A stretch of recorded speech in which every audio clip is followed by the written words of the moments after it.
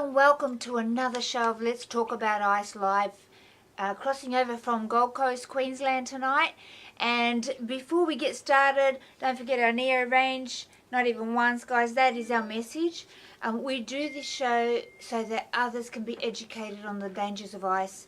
You can share this on your Facebook to help others understand how quickly ice can take over a person, and recovery is available, but it's actually only 2% of people recover from ice addiction.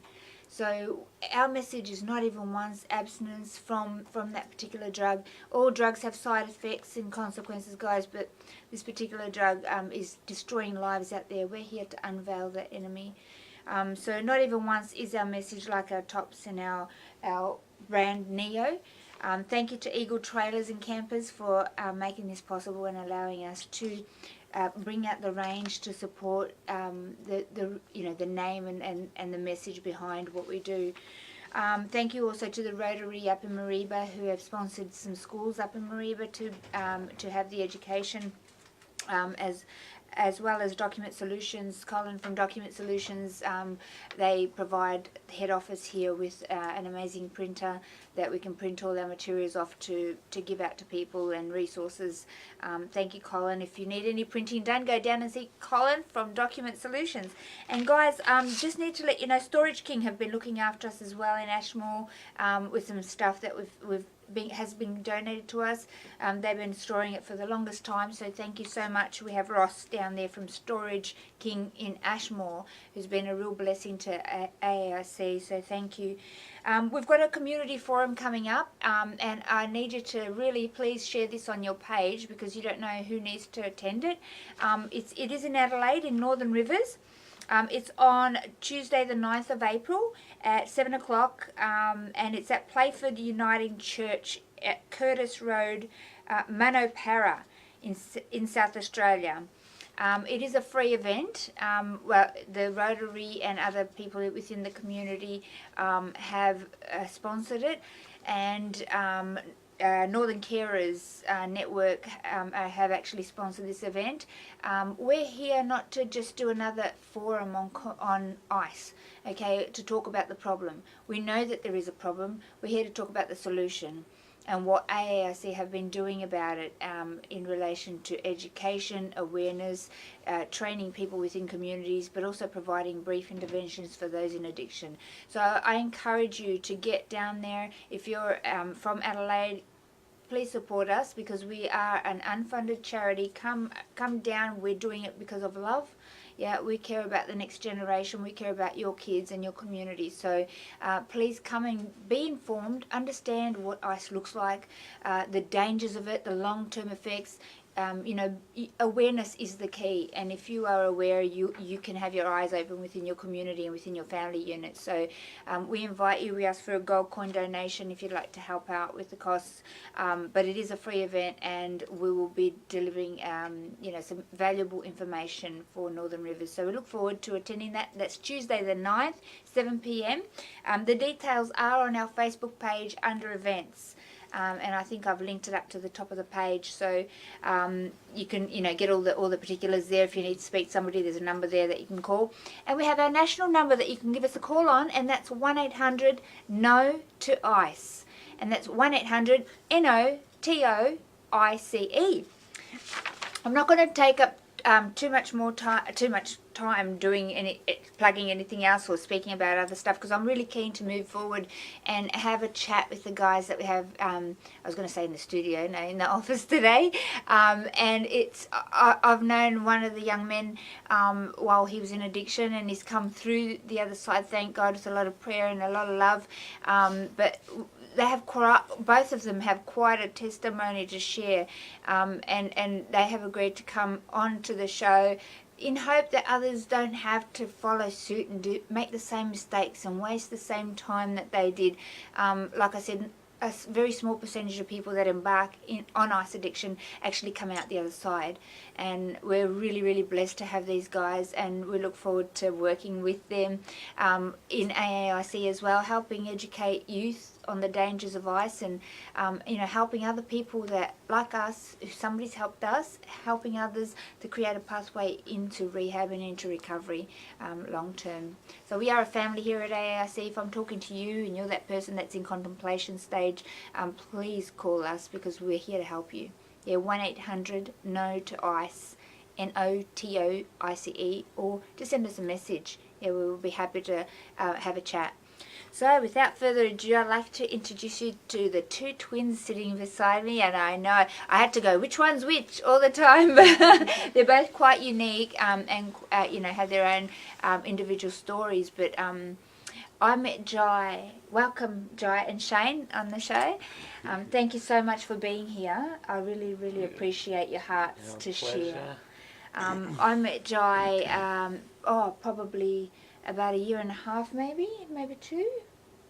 Maybe about a year and a half ago. Nearly 2 years ago. Nearly 2 years ago, and we were, we did a lot of praying together, and Joe was in active addiction, and was suffering the psychosis side of things when we met, and I'll let him share the story, Joe. When we met a couple of years ago, you were quite in a bad space. How did that get there? That's the question. A young, beautiful, handsome young man like you, the world at your fingertips, and I bet you never thought that you would have been. Definitely not. When I was younger, I can remember I was like, I'll never smoke a cigarette, I'll never touch a drug, or I just had all these plans and stuff, but life doesn't always go to plan, and I don't know, just didn't have the best upbringing. Me and my brother and sister, we grew up with a single mom, and the guys that came into our life as sorry,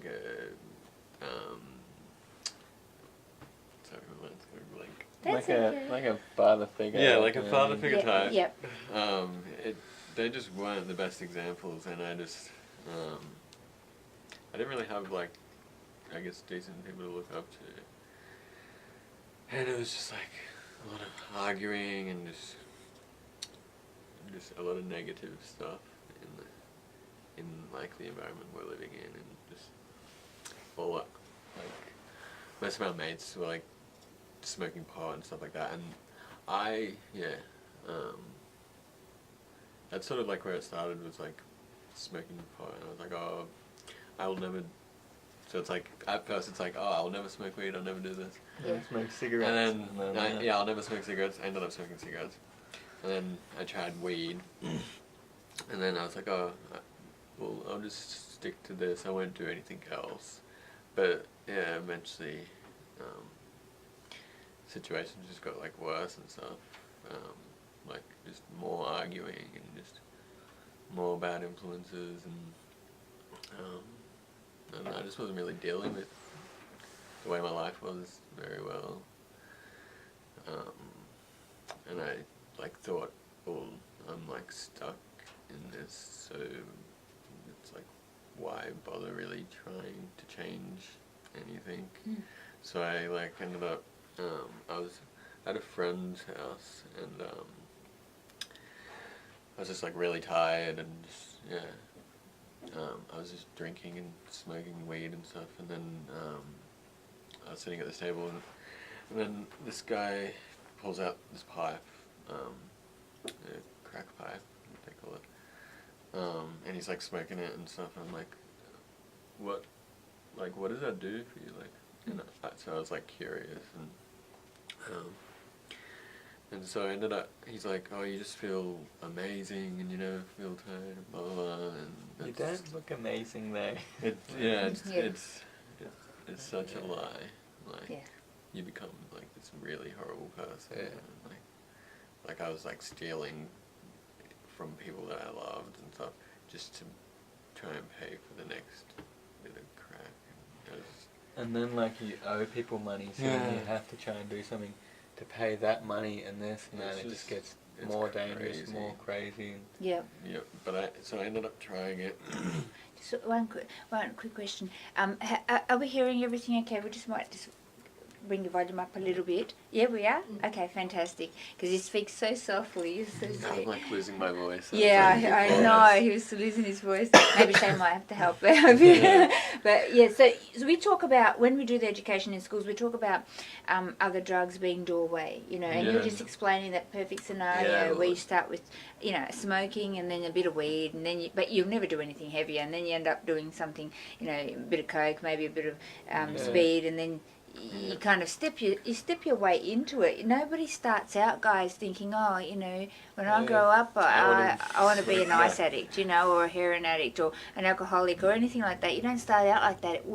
You open doors that it leads you there, you know, and this is a perfect example of, you know, what happens. So thank you for you know, talking and saying that truth. So you ended up then trying this ice pipe, and, well, obviously things weren't changing it with your environment, so you thought you could mask that, maybe? Definitely. And so I tried, and then it doesn't take long before you just like, it just changes you, and the non-sleeping thing, like I just honestly started losing my mind. Like I can remember not sleeping for nearly a week, and then I stole a friend's car, and then like I ended up crashing because I'd like come head down. on too, I crashed head on. Wow. Into this car, and I had speed and ice and the pipe and like all these bloody tools in my car. So the cops saw all that, and it was just crazy. And then crazy me, I was like trying to drive away and stuff. Like, you're just not the same person. I was losing it. Well, the truth, guys, is that ice hijacks the frontal lobe of your brain. The frontal lobe of your brain is in charge of making logic, rational decisions. When you don't have that, you operate with your midbrain, and that's your animal instinct. Okay, the animal instinct only cares about the next 5 minutes of pleasure. It doesn't think logic, rational decisions. So that's what happens to somebody that's addicted to ice and they're using this substance. It's a concoction of chemicals, and most people, even after getting clean, don't realize what was in it. You know, the fact that there's glass in there, and that there's, unless they've been around cooks or, you know, people that are making it, and even then, because you can't think logical, rational decisions, you don't process that, mate, this is poison. You know, you got, you know, acetone, nail polish remover, and Drano, and countertop cleaner, and, you know, fillers in there, and you don't realize what you're actually doing, and it's destroying your brain. Definitely. You know. Yeah. So you went on that journey, and how long did that take, Joe, before you got from, like, when you first started, like, using maybe marijuana, and then got onto ice? I was smoking weed for like a couple of, like, a long time. Yeah. And I just always told myself, yeah, I'll stick to the green and not touch anything else, and then just one day I was just like, well, why not? Don't really. So I was just in a really dark place, and I didn't really have much to lose. So I was just like, whatever. So I tried it, and then. Did you understand what was about to take place when you said yes to that pipe? No, I had no idea. I was just like, I'm tired. Life's not great, and I don't know. It just, like, honestly went 10 times worse. Yeah. As soon as I smoked it, because I just like, it is addicting. Yeah. Like, the feeling and stuff like that, but it's just the cons. That's so, like, the bad. Yeah, the bad outweighs the good so much. Like, I was like 43 kilos, and like 45 kilos, just like very, very thin. Wow. And like, I was like losing my hair a little bit and eyebrows and stuff, just because I was so unhealthy, because it's just crap that you're putting in your body. Yeah. And the lack of sleep, and just really malnourished and stuff. And I just became this, I stopped looking in the mirror and stuff, because it was just like hectic. Yeah. I just like didn't even recognize myself, and And Shane, where were you in this whole journey? Like, I know you have your own story as well. Do you want to share any of that? Do you want to share a little bit of what? Because I know twins, you're very connected. And I remember when I met you, Joy, you were missing your brother, and there was this, you know, you told me, you know, we can feel each other, and I was like, really, wow, that's, so I'm wondering how you were coping with all of this. Well, like, at the time, like, it was hurting me, but like, I couldn't go to him and be like, why are you doing this? Like, you can have such a better life, like, and like, it's gonna be good soon, like, you don't have to use this to cope and like feel better, because I was doing basically the same thing. Like, we couldn't be there for each other, because like, and there was a time for a little while where we weren't together, and he was just off doing his crazy thing and I was doing my crazy thing. Like, I almost ended up in jail because I was just like high and drunk all the time, and like I ended up going to a remand center for like 4 months at Artagori, and like I thought I was going to jail, and like when you're high you don't care about anything, but when you sober up you're like, most of those people in there, it's because of drugs like ice and just all those crazy sorts of drugs like cocaine. It's like, they're all angry drugs, and like mixing it with alcohol and like all these different things just changes the chemicals in the brain, and they're not the same person anymore. Like, there was people that I met in there, and they told me some of the things that they'd done, and I was like talking to them, and they're off it now, and they're clean, and they've been in there for a while and stuff like that, and I was just like, I couldn't ever see this person doing that thing, but it's the drugs, it's ice, it's all of those things. They change you and make you do things. Like, it's like you're possessed, basically. You don't have control over it. It has control over you. That's right. That's right. I like remember being high and drunk, and I just stopped caring about myself and everything. Like, all I cared about was just being high. Like you said, that 5 minutes of just like pleasure, and like I would walk past cars and I didn't care if it was like a Harley or as a bike. You're like, because in your mind you don't care about anything. You think you're Superman, but really you're 43 kilos. You're a skinny little thing that's like lost on its way to die. You know what I mean? And that's how it was. And I'd walk past cars and like, oh, those are nice sunglasses. And in my head, I just didn't care. So I'd take the glasses, walk off. Like, I just wasn't caring about anyone but myself. And got high. One time, I literally remember it was like a month of being in and out of the watch house, in and out.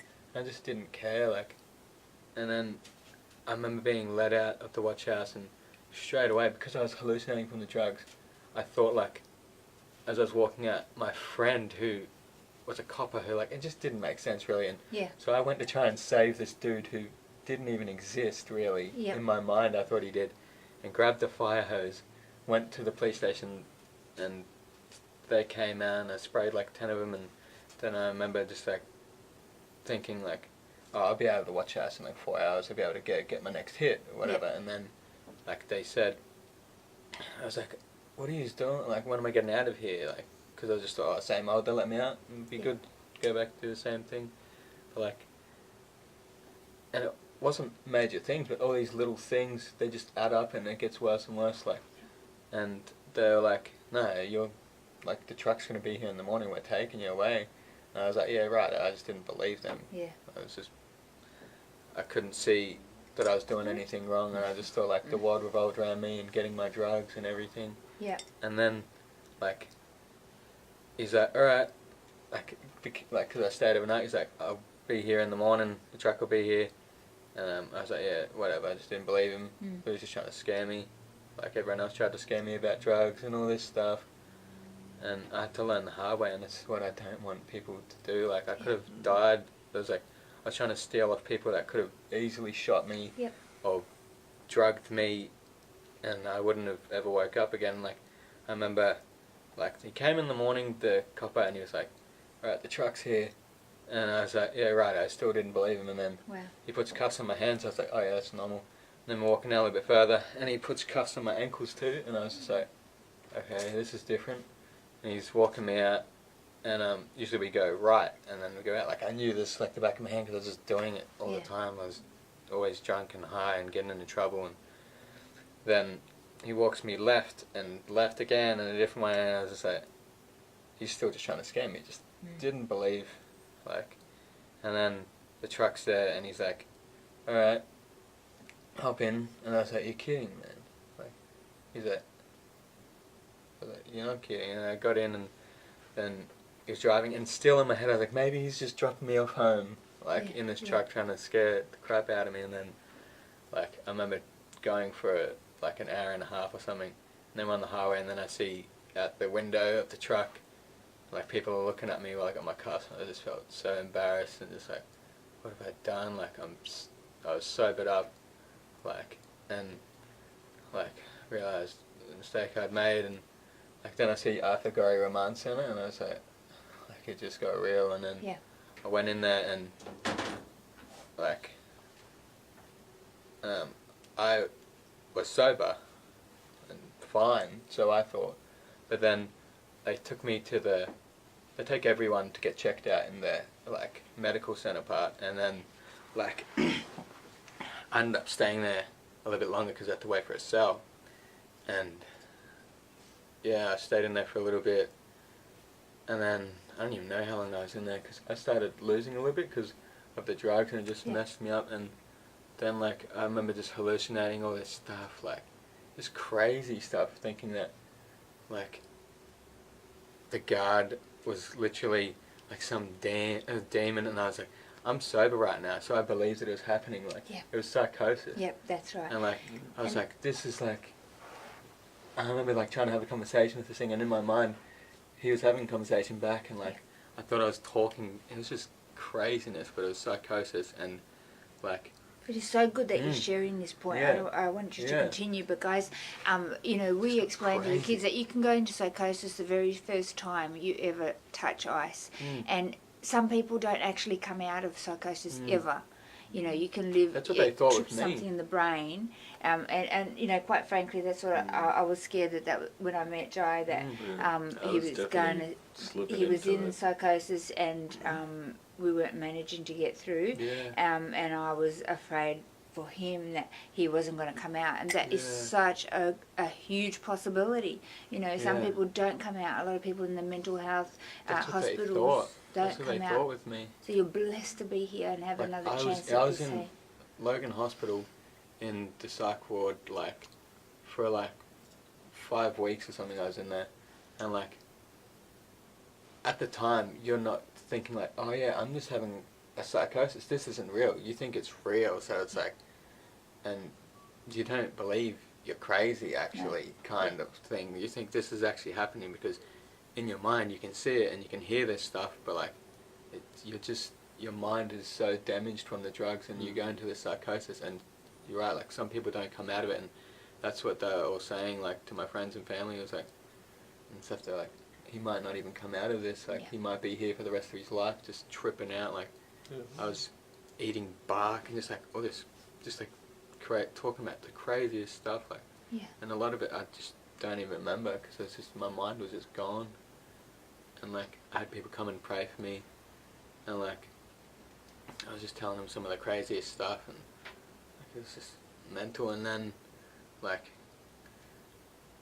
people were praying for me, and at the time I didn't even know if I believed in God. I didn't know what to believe because people were saying I was crazy, and I just all this stuff was happening. And then I'm hearing about my brother and stuff, like being on ice, so I'm just like freaking out about him while I'm going through this other stuff. And I was just like, man, I should have been there for him.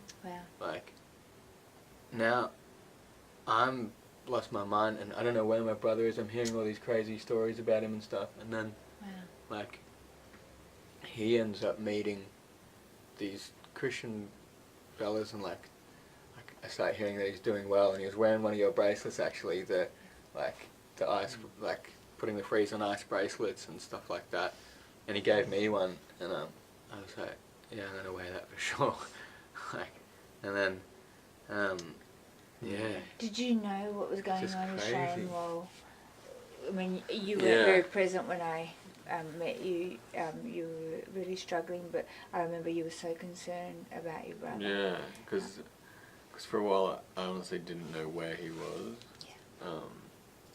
Like, and it was, yeah, it was hard. Like, Did you know he was going through, with Yeah. drugs and yeah, psychosis? Yeah. it was just honestly really sad. Yeah. And like I can remember going and visiting and stuff, and it was so intense. Like, because just not the same person, and I almost felt like I lost my brother. Like it was so hectic. Is that what encouraged you to get clean? Yeah, I was like, this could easily, like, if anything, I should be in here, and if I keep on this road, I will be. Yeah. And yeah, I'd seen other people struggling with ice and stuff, but they'd been doing it a lot longer than me, and I was just, like, the whole time I knew I shouldn't be doing this, but it was just hard to stop. And Yeah. like, I can remember, like, still praying and stuff while I'm taking it, and just, like, asking God to help me to get off it and stuff, and He did, like, gave me the willpower and stuff.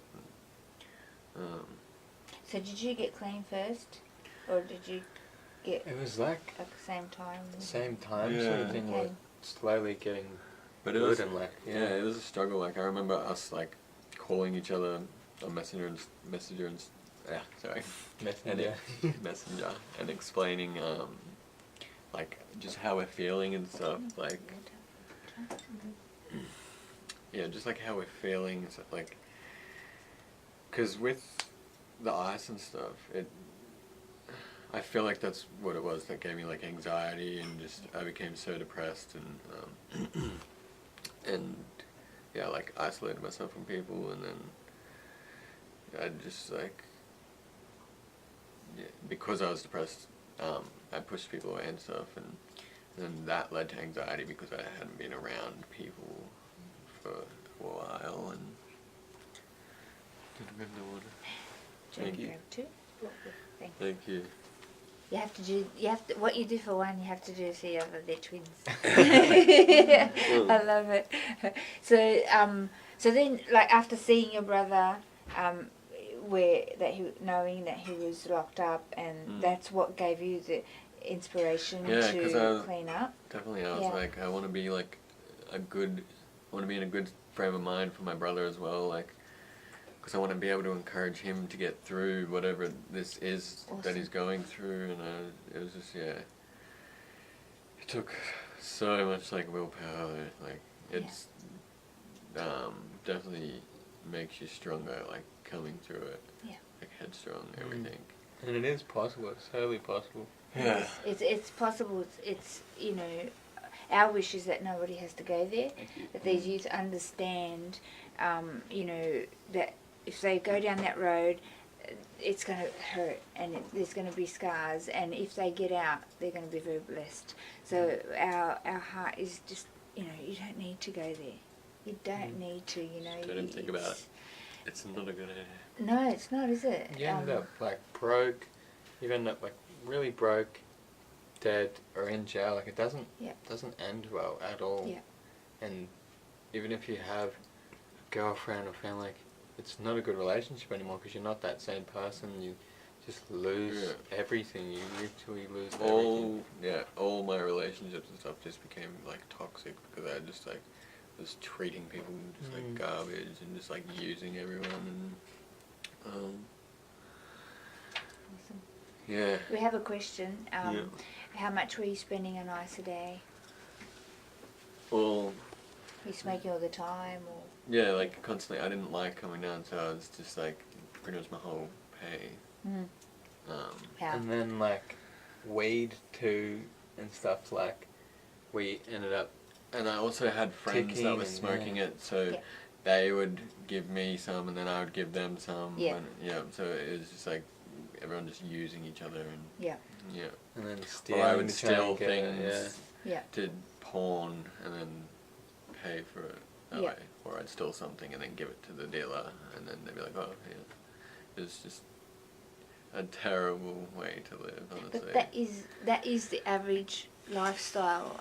You know, somebody entrapped in addiction, it is, you end up stealing, killing, even, you know, hurting people that you love. But most importantly, you're just hurting yourself. Definitely. You're just damaging and destroying not only your organs and your brain, but your soul, because you become somebody else. And one day you wake up and you are so deep in this trench that you don't know how to get out. So how did you get out? Like, I know you got locked up for a while, Shane, and that would have helped a bit, not being able to get the gear. Like, you still can, but I just like knew that I didn't want to, like, and like I knew that like if I went back to that lifestyle, like I was either going to end up back in there for a lot longer, or in jail, I mean like, or dead, and like I was just like, I'd ruined all my most of my relationships. Like, I'm still trying to fix them up now, like with my sisters and just like my nephews and nieces and all those people that I wasn't around for and all this stuff, and hurt and like even fought with, like physically, and like it just wasn't good physically, verbally, and it's just it was just bad. Like, I remember one time, like even like just crazy, I took jewelry from my mum and this person and that person. Like, I just didn't even care. Like, I just, when I talk about that person, I just don't even feel like it's me, because it's just like, I don't, like, I know I could never do that now. Like, it's just crazy. It changes you. And that's what we say to families out there. That's, you know, that's not your son, that's not your child, or that's not your husband or wife, whoever it is, your loved one. It is the drug talking. It hijacks the brain, you know, it destroys the soul, and very, very quickly the drug is in charge, and the person becomes another person. They really do, but they're in there. See, and they're in there, and I know from my own experience that I wanted out. And I say, no, I'm not doing this anymore, I want out, I don't want this crazy lifestyle anymore, I want out. But you don't know how to get out, because your frontal lobe of your brain's not working. So you can't work out how to get out. You know, you want to stop this merry-go-round and this craziness and the psychosis and, you know, the depression and everything that comes along with it, but you don't know how to, so you just keep going, and you have another hit to try and mask the pain and the hurt that you're going through. So it is an entrapment. Yeah, it is. Like I think like some good ways to get out of it is like to really just like to like exercise, surround yourself with people that care about you. And it's like, and that's hard to, because like those people you've hurt now, and like, but like the ones that really love you and stuff, they're gonna be there for you and know that like that drug just wasn't, that's not you, it was the drug, like. And so I surrounded myself with good people, and like I just come to terms with like that it actually is a problem. Like, there's no functioning ice heads, like crackheads, you know what I mean? There's no functioning crackheads. And I just had to come to terms with like that it actually, the drugs, the alcohol, it all is a problem. And like I started thinking about my future, and I was just like, do I want to be like, because I started this stuff young, and I was like, do I want to be bloody 25, 26, which is a young age, with no teeth, my hair missing, like, I'm not even going to have a liver to be around, I won't even be around my kids, I won't be there for my wife, like, what kind of a father am I going to be, like, I just started thinking about my future, and like, just not thinking about, oh, my next hit and all that stuff, like, because I started looking at it differently, and when I was thinking about drugs and stuff, I wasn't thinking like, oh, it's going to be so good, and you have to get out of that denial thing of like, oh, it's good, because it's not, like, It really isn't. It just destroys everything. So when we go into a classroom, we say to the kids, what do you want to be? What do you want to do with your life? Let's talk about that. And then they'll tell you, I want to, be a scientist, or I want to be a teacher, or I want to be, phys ed, a personal trainer, or whatever it is. And then we go, you touch this drug and it's going to take all of that away from you. It'll destroy not only your future, but your health, your family, your relationships, everything. It's destruction, So tell me something. Did you guys, did you take meds? It was one of our questions. Yeah, did you take meds to get off? So, because of the psychosis, I was on some medication and stuff. Yeah. But, I'm not against medication at all. I think it will help some people. At the time, though, I was getting better, and I was, starting to exercise, and I was surrounding myself with good people, and, I decided to come off it, but, I'm definitely not against it, and I think it's a good idea. I think that stuff can help, keep you calm, and not that feeling of, I just need to get this, I need to get that, or, and I think that sort of stuff can help. I didn't, take specific medication. I don't know what they would use for ice and stuff, but, I think it'd just be stuff to keep you calm and that. But, I think exercise, because it gets the endorphins and all that stuff back into your brain, and feeling good, and you're going to feel anxious and you will feel depressed trying to come off it. So I think exercise is good for that, and counselling too, to be able to, I think that's a good thing too, being able to talk about problems that might be happening at that time, and dealing with the solutions to get through them right then and there, and I think it's good. Yeah, because when you first, your brain's starting to operate, you still not processing things properly, and you've got so many problems that Ice World has brought you that you've got to work through them, and when you start looking at all the problems, I know for me it looked like a big snowball, and I'd get more anxious and, end up in tears going, I can't do life, this is too hard. So if you have somebody that, can help you through at that time, that's why we have a buddy system here at AARC.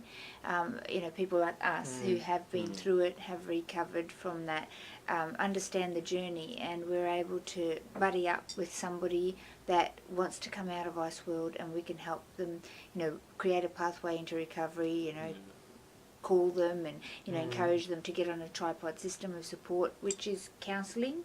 Yeah. It is having a buddy and doing meetings, whether it's AA meetings, NA meetings, CMA meetings, church, just a group that can love you unconditionally back to life. And people that have been through it, and obviously everyone has different experiences on ice, so I would never be I know exactly what you're going through, but you have a lot more of an idea of what they may have gone through than someone who has never taken ice.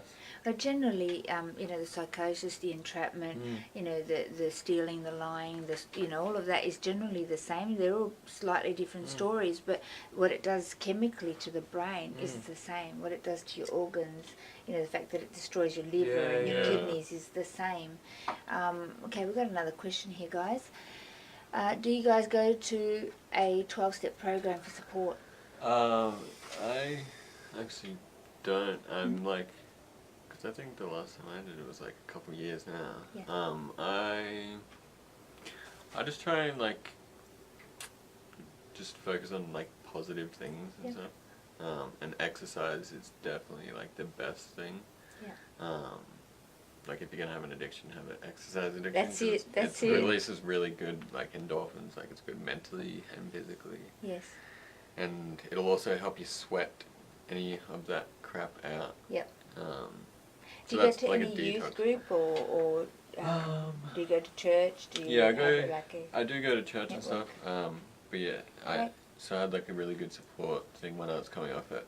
Actually lived in this big house with a bunch of. That's definitely the biggest help. Bunch of crazy Christians. It was so fun. So, You're a creative Christian, I'm Yeah. a creative Christian. Yeah. And, That's good. That's, So you have a they- network of people that's what we're talking about. A I network of felt people so that bad love because I you. was not the nicest person to be around at the time, like coming off everything, and then they're like taking me to church and stuff, and I'm just like this bogan swearing and just like, but now I'm like, yeah. Now I'm you're a one good- of those crazy Christians helping the next one, exactly. eh? I have a good relationship with God, and I like, have more respect for myself than to do Good. ice. Like, if you love yourself, don't touch that crap. Well, you're worth it. You're Mm. worth it, you know. And we were created for something amazing. Every single person is worth having recovery, you know, and to live a life worth living, you know. Exactly. So that's the hardest thing to really get through to some of these teenagers is that, you know, they don't need to do this. They don't need to go down the world's ways of saying that, you know, drugs and alcohol is cool. It's not cool. Yeah, it's not cool to be on ice. Like, you know, it's you end up look like a lunatic. You end up destroying your future and the people You literally around have you. nothing. No. You lose everything. There's nothing to gain. in So, life. what do you feel you lost, like, in that journey? I lost, like, myself. I lost relationships. Like, because I just treated so many people like crap, and I just used so many people, and I lost definitely a lot of respect for myself, because I remember being younger and saying I would never touch this, and now I haven't even kept my own word, and I'm like, lied to myself as well as like everyone else, and it was just like, it was so crazy, but by the grace of God I got out of it. And, Fantastic. yeah. And did you do rehab? I didn't. I was gonna. It was. I just had the right people around me and stuff, and the right support. Like, you seriously. It's definitely, like, it would have been way harder if I had just tried to do it all by myself. It was people that were around like 24/7, basically like a rehab, eh? Yeah, I guess. Like, yeah. Did you do some counselling? More. I had like a mentor. Yeah. And he. It was basically like a counselor, eh? Yeah. Rich. Yeah. And so whenever I was He'd just, been through drugs and stuff. yeah, so when it's good to have he'd come out someone of it. that understands and stuff. Yeah. Whenever I'd like start losing it, getting angry and stuff like that, you'd just be like, okay, why are you feeling this way? Like, just like, I don't know, Yeah. So just you were like- doing counselling. Yeah, basically, yeah. Okay. Uh, What's underneath that? I think, you know, definitely initial getting reaction? to the root cause of why you're doing this drug. Yeah. Because then you can be like, okay, well then, if I fix the underlying issue, it might be a bit easier to stop doing this. But you spoke about something just before, earlier on in our conversation about, you know, what it was that it cost you too much. It wasn't worth it. Yeah, you because lose you're way more than you paying- gain. Yeah, so we talk about that being the cost versus benefits, and we actually teach people in community how to have that conversation with somebody that you love that may be entrapped in addiction. It doesn't have to only be ice. We look at the cycle of addiction, and when they're at contemplation stage, to sit down and have that conversation, the cost versus the benefits. What does that look like? How do you speak to the person that's abusing substance? And we have some training on our webpage that you can click on, and it's called SAMHI Brief, SAMHI, so Substance Abuse and Mental Health Intervention.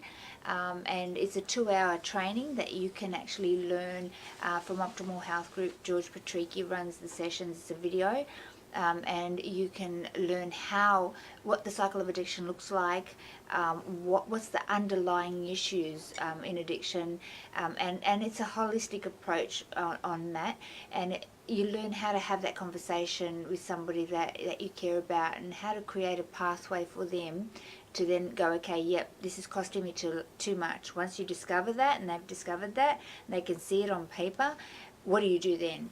So you help them make a decision and a choice, and here are your options. Then, if you choose option A with, staying in that addiction, this is where you're going, and this is what you're aiming at.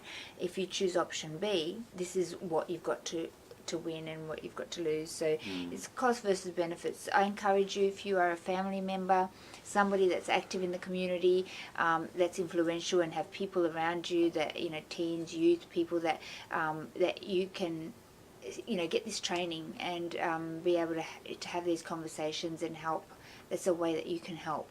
I think it's $45 or something to do the training. It's not much, and George has done that specifically to help people in the community to be able to have that conversation and help that person out of addiction. Because you can't think for yourself, you don't see the costs until it's too late. Like you're way in there, you can't see it for yourself. You know that it's hurting, but you can't see it's costing you all of this. Once somebody can sit with you and write it all down, it's a different thing. It's in your face. So I encourage you guys, if you're a family member or somebody in the community that you want to help your community, people around you, get trained up. Really, it's 2 hours of your time and of your life to have those skills, that you won't forget. Yeah. Awesome. So you then you went into the house and you started to be surrounded by people that were helping you in recovery, and then Shane was doing the same at the remand centre. And I went from the remand centre to a house, and it was like a older fella and a security guard and stuff, and he actually made sure those people couldn't be around me, and basically like a rehab, because he'd been through it himself. He went to jail and all this stuff. Now he's 60 years old, and he knows exactly how to keep people on track, because he's a prison chaplain. That's awesome. And stuff, and he was just even at the time, I couldn't even see my brother, and that hurt me at the time, but we were both still trying to get better and grow and stuff, and it was basically rehab, and at the time, I wasn't doing well because of the way the drugs affected me. I was on medication. It's a miracle that I'm able to even speak to you clearly, because there was time for me I was just I couldn't even string together a sentence, and I remember. It was just crazy. And I would be so anxious and stuff about conversation, and I couldn't even think about how to even say, hey, how's it going? It's just nuts. It affects you so badly, and I just think imagine if I had kept going even further, I could have just been stuck in that psychosis and brain dead basically. Yeah. And it happened.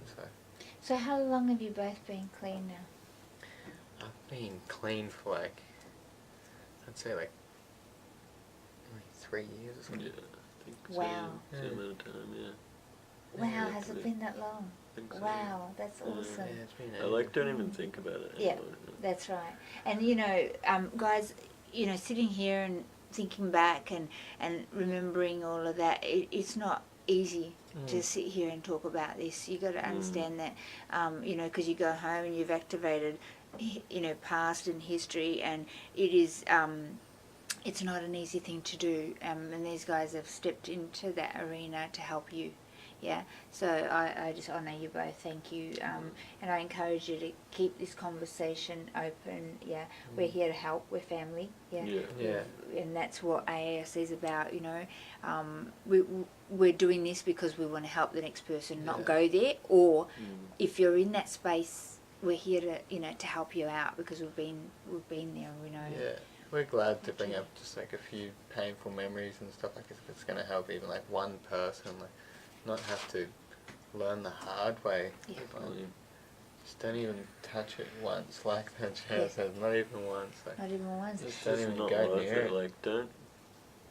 Don't be dumb. Yeah, don't think you're invincible. You're smarter than this.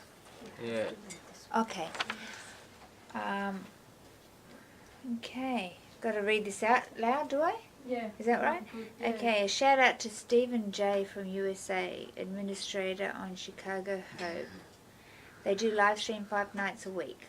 He believes doing lives Saves lives. saves lives. Thank you for what He you do. thanks us for what we're doing. Oh, I'm sure That's he awesome. will. That's Wow, awesome. awesome, Isn't that awesome? fantastic. Thank Thanks, you, Steve. Stephen J. Yeah. Stephen J. Yeah. you, Thank Stephen you. J. It's awesome.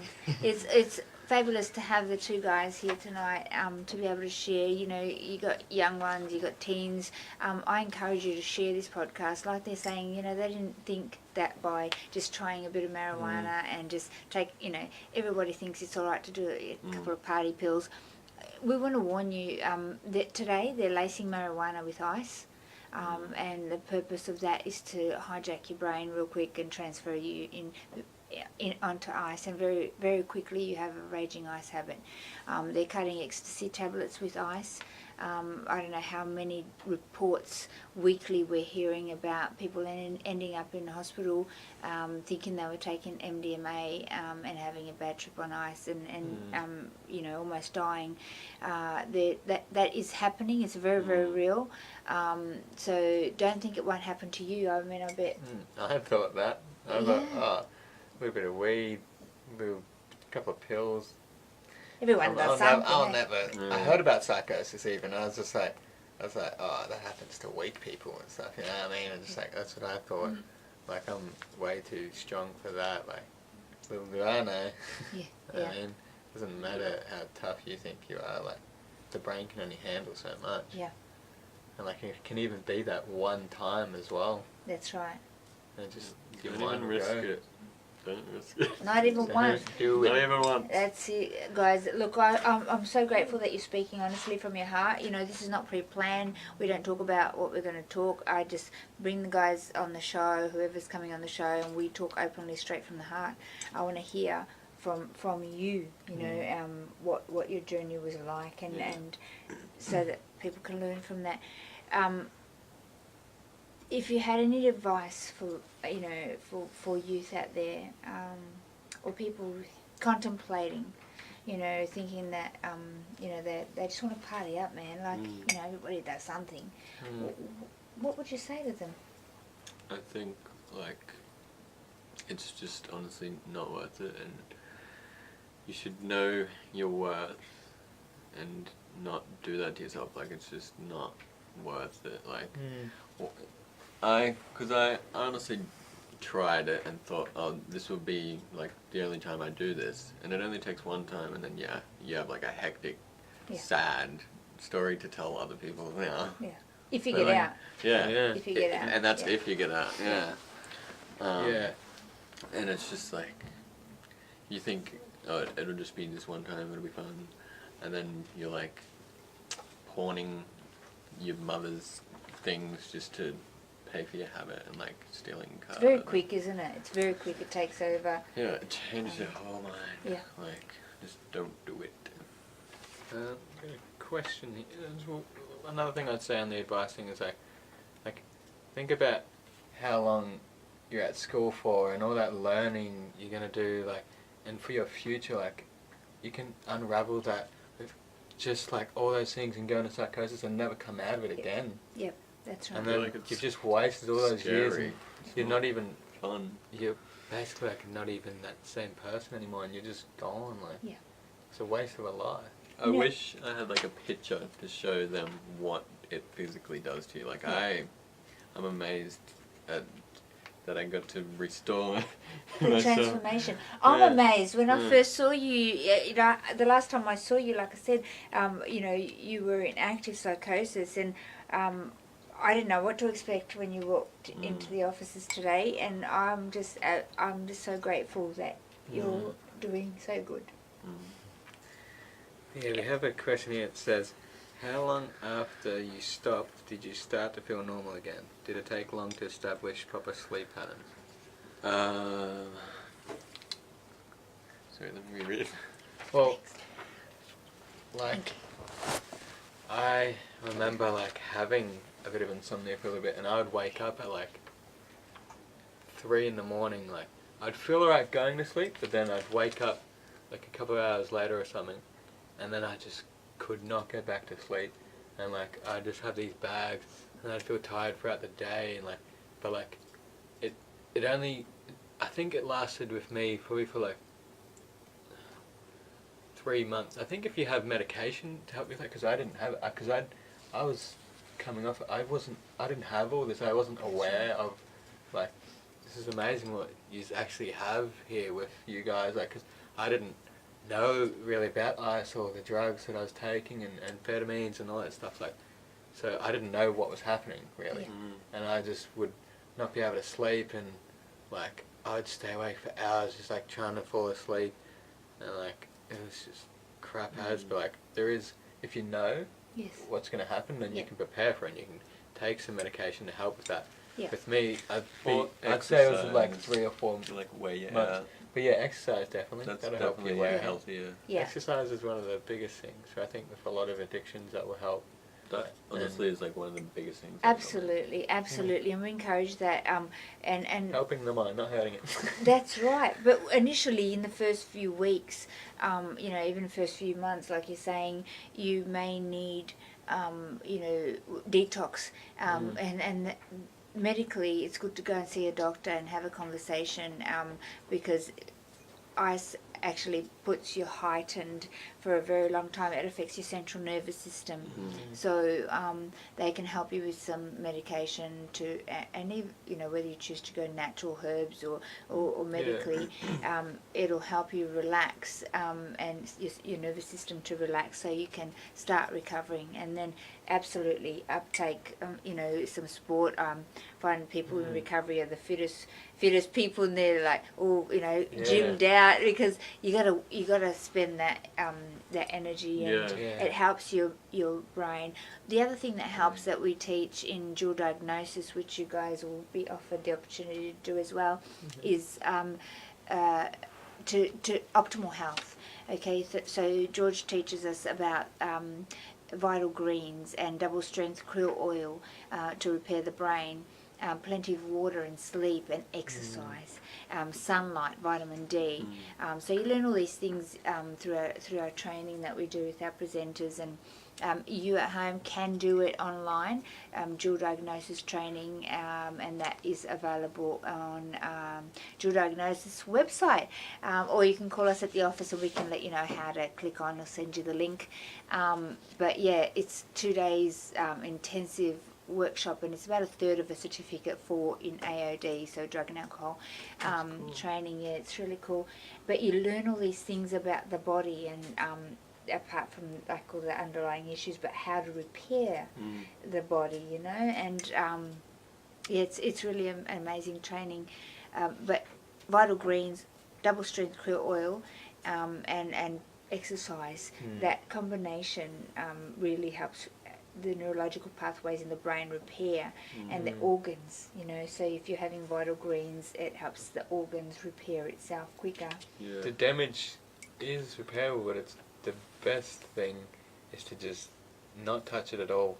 If you own it, get off as quick as you can, so you don't do any more damage to your brain and just ruin it. Like, it's repairable, but you still have the scars. And they're lifelong. Like, I have kidneys and heart and memory issues. I don't know how you guys have gone with some of your memory, but my memory, isn't that great, but it's getting better. it's getting better. Yeah. Good. Keep up the exercise. It does help. my sleeping's back to normal. As you can see. Yeah. So, your final message to people at home, family members or somebody that may be contemplating change. I think don't have that attitude of just like, later I'll get help, later I'll get better, later. Just like do it as soon as possible. The addiction gets stronger, and it it's does. harder to quit it. And sometimes later never comes. That's right. Like it almost didn't with me. Yeah. I think like get on top of the problem as quick as possible. That's great. Find the best solution, and like some things might work better for other people, and find that best one that works for you, and just do that and stick to it. That's an awesome message, and you know, you mean that from your heart. Yeah. So from your experience, guys, if you're that person that is contemplating change, we'd like to help you do that. You know, when it's hard to look at your options sometimes, just give us a call, send us a message. Yeah, our number here is 1-800-NO-TO-ICE, NOTOICE, or you can send us a message on Facebook or on our webpage, which is www.australianantiicecampaign.org.au. And we'll provide you with a buddy that can sit down with you and look at your options and help you make some choices, better choices for your life, to step into recovery, you know, and walk with you in that journey. And that's what it's about, you know, each one reach one. And it's about, you know, helping the next person. That's what we're here to do. You know, we're here, it's by giving that we receive, and we're being gifted the chance of having our life back. And who would we be if we didn't warn the next kid or the next person about, you know, that hole that you're about to fall into. So, yeah, really grateful for your message tonight, guys. It's it's touched me. I think it's very powerful what you're saying. You know, it's very real. And if you know, if the parents at home, people at home have any questions, please pop them up. We've had so many questions. Fantastic, great. Right. So we will be online. Our care team will be online. And I'll link in the guys if they want to answer any questions too, as well. So if you have any questions, please pop them up. We'll be happy to answer those. Down the barrel, we'll go one at a time. Usually we say one word to describe ice addiction. Right down the barrel, what would that be? One word. Hell. Hell. Yep. To be honest. Shane? Pain. Pain. Yes. Completely. Anyone want that? And that's not what you want for your life, guys. So not even once is our message. Can I teach you our not even once? Yeah, I think I've seen Hayden was showing me. You ready? Not Not even even once. once. Good night, guys. Love you guys. Take care. Stay safe. Stay clean.